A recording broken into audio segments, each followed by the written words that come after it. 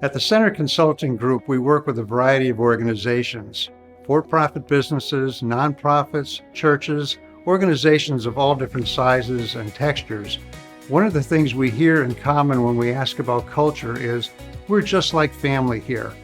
And that's a great thing in many ways because who I am as a family member often comes to work with me. Those legacies and my role within family arrive with me when I open the door to my office.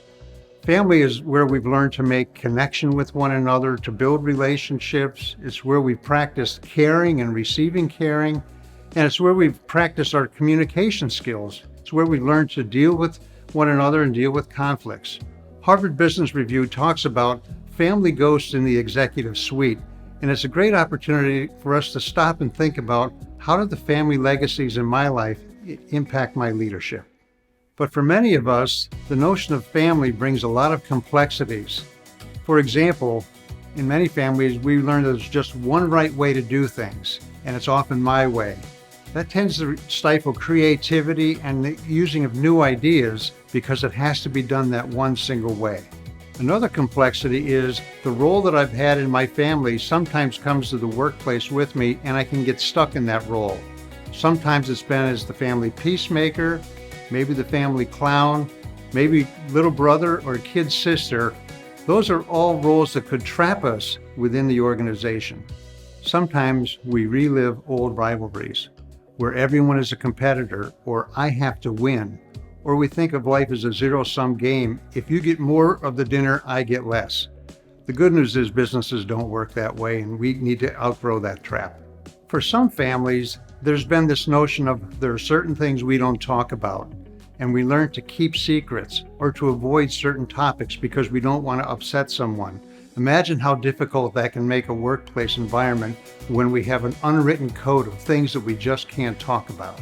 Here's one that's been a personal challenge for me, and it's that sense of I need to fix things. I almost have carried around a guilt that says if there's a problem in the organization, it's my fault and I need to fix it. I need to make everyone happy. I need to make the situation better. For me, that's a problem because I then became more isolated, closed the door and said, I will fix this, I will please others, and I will solve the problem myself. No way to lead a company and no way to build a team.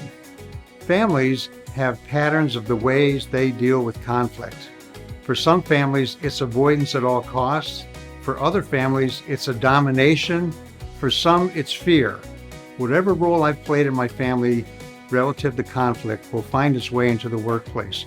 I need to pay very close attention to that because that's going to inform the team and the rest of our company. How will we deal with conflict?